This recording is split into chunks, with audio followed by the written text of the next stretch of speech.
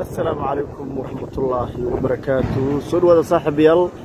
waxaan aragnay ciidamo oo kuwa shabaabka ah oo boorso wato oo meesha ordayaan wali joogta dhacaysa sida aad maqlaysaan ku dhawaad 20 saacadood wali waxa gudaha loogu jiraa hotel Xayaad ee magaalada Muqdisho baaba iyo halaag ayaa ka dhacay gudaha hotelka waxa ilaa ya hadda raq iyo ruux mitoona lagu leeyahay caruur dad waayeel ah iyo sidoo kale dad madax ka ah dawladda Soomaaliya kuwaas oo xilal sarsare ka haya laakiin magacyadooda la qarinayo haddaba yihiin dadkaasi waxaan kula wadaagi doonaa xog iyo macluumaad sira way dhif iyo naadir tahay in la helo taas waynu ka helnay gudaha hotelka iyo waxyaabaha ka socdo haddaba daawadayaal waxaan kula wadaagi doonaa waa kuma shakhsiyaadka la xaqiijiyay ee dhintay ilaa iyo hadda kuwaas oo magacyadooda la qarinayo iyo sidoo kale xogtii ugu dambeeyay waxaana sidoo kale baarnay xogtii ay shabaab ku baahiyeen kuwaas oo ay ku qoreen website-yada iyo sidoo kale idaacadaha ay sida gaarka u leeyihiin haddaba maxay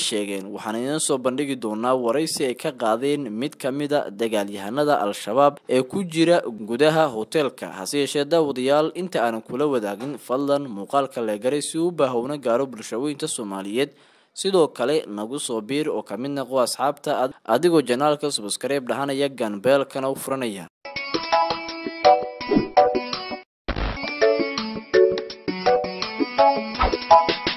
hoog iyo halaag ayaa ka dhacay gudaha hotel Saxafi ee magaalada Muqdisho dad shacaba ayaa ku baaba'ay gudaha hotelka iyo sidoo kale dad madax ka ah dawladda Soomaaliya haddaba daawadayaal ilaa iyo hadda ku dhawaad 20 saacadood ciidanka dawladda ayaa waxa ay isticmaaleen awood walba ay lahaayeen iyagoo hubabka kala duwan ee waaweyn ku garaacay hotelka hase yeeshee ilaa iyo hadda aan dagaalyahanadii al-shabaab ee gudaha hotelka u laga saarin halkaasi haddaba runtii way adag tahay in laga saaro maadaama halka uu ku yaalo hotel Saxafi maadaama halka uu ku yaalo hotel Xayaad ay tahay meel aad u adag oo runtii ay adag tahay in gudaha loo galo waxaana hotelkani ku yaalay runtii meel cariiri ah oo labada jihaba ka xiran hase yeeshee ilaa iyo hadda waxa la yaaban yahay qaabkii ay u galeen gudaha al-shabaab haddaba daawadayaal waxaan kula wadaagi doonaa muuqaalo laga soo duubay dadkii xilligaasi ku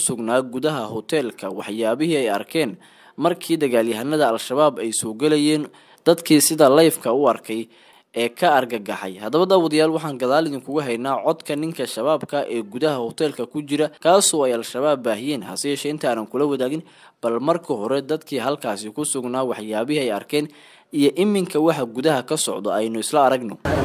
meesha ka dhacday shaqada ka dhacday sida ku bilowday wallahi hawsha sida u dhacday anaga meesha joognay hotelka gudihiisa dhex fadhinay anaga hotelka joogno waxa laga soo go'ay dhanka kaalinta shidaalka oo mar afar xaggeeda laamiga joogta maqalnay waxa u maleynay Afrika iyo meelaha u maleynay waxaan aragnay ciidamo oo kuwa shabaabka ah oo boorso wato oo meesha ordayaan marka aragnay kadib dadka qaar ugu shoogeen meesha dhex fadhigan dadka qaarna way ordeen markaas kadibna bambay noo soo tuureen bambay noo soo taraaraxyeen bambada dad ka badbaaday dadka ka badbaaday Allaha dadka baad dadka ku dhintana Allah u naxariisto kulli waa dareemi kartaa qasaar baan meesha ka jiro kulli wala soo sheegi doona السلام عليكم ورحمة الله وبركاته. سوري صاحب يال wali joogta dhacaysa sida aad maqlaysaan macquul in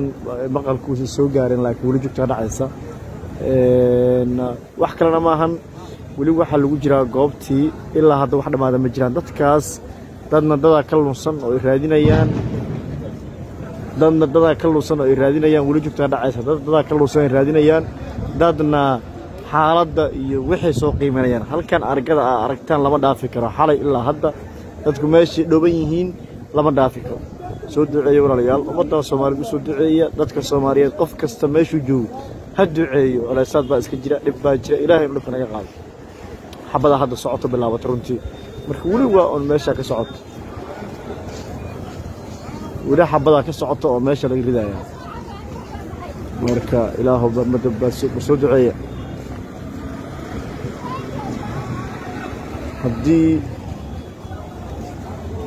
haddii uu runtii dee ku soo gaaro muuqaalkan walaal soo duceey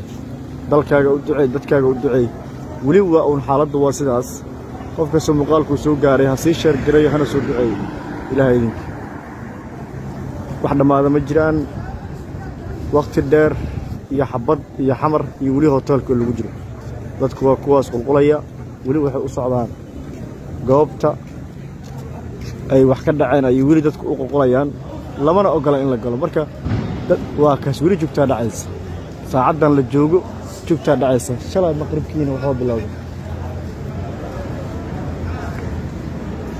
haddaba runtii waxaan rajaynayaa inaad milicsateen oo aad aragteen muuqaalka waxa gudaha ka socdo haddaba daawadayaal al-shabaab ayaa markii ugu horeysay waxa ay baahiyeen mid ka mid ah dagaalyahanadooda kaasoo ay cod ay ka duubeen ku sheegeen in uu ku jiro gudaha hotelka walow ay adag tahay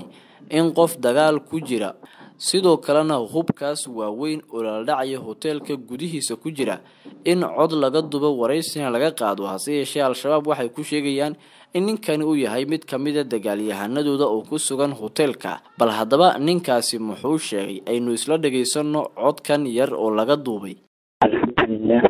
wasalaatu wasalaamu calaa ashraf al-anbiyaa wal mursaliin nabiyina muxamed wacala aalihi wasaxbihi wabacd waxaa ku tahay suura sabta ah 22 bishii Muharram sanadka 1444 hijriga xalay maqribkii dagaalkii qiimo lama soo ibar dagaalkii aan bilaabnay oo maratay maqribnimo ilaa hadda aan hadlay lagu soo ibar waa socda ilaa dad caafimaad qabna walaalaheena mujaahidiin waxay leeyihiin inay noo soo duceeyaan insha Allah billahi tabaaraka wa taala anigoo ah magaceedu Jaabir oo loo yaqaan noo soo duceeyay haddaba daawadayaal runtii way adag tahay in la ogaado xogtii ugu dambeysay ee ka dhacday gudaha haddaba daawadayaal runtii way adag tahay in la ogaado xogtii ugu dambeysay ee gudaha hotelka waxaana runtii ilaa iyo hadda aan la kala saari karin khasaaraha dhabta ee halkaasi ka dhacay haddaba daawadayaal waxaan leenahay dadka shacabka ah ee halkaasi ku sugnaa ee dhibaatadu ka soo gaartay kuwii dhintana Allah u naxariisto kuwa dhaawacana Allah u boogadayo haddaba daawadayaal warbixintan halkan ayaa ku soo gabagabeynaya sidoo kale waxaan idin la wadaagi doonaa xogo iyo macluumaadyo sir ah kuwaas oo aynu ku falanqeynayno qaabkii al-shabaab ay gudaha u galeen iyo waxyaabihii cajaa'ibka lahaa ee dhacay xilligii uu socday iska horimaadka u dhaxeeyay ciidamada dawladda iyo kuwa al-shabaab haddaba daawadayaal inta warbixinteeda kala kulmayno sida iyo nabadgelyo mahadsanidin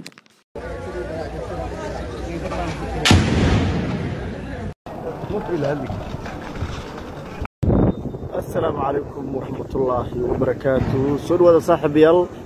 waxaan aragnay ciidamo oo kuwa shabaabka ah oo boorso wato oo meesha ordayaan wali joogtaa dhacaysa sida aad maqlaysaan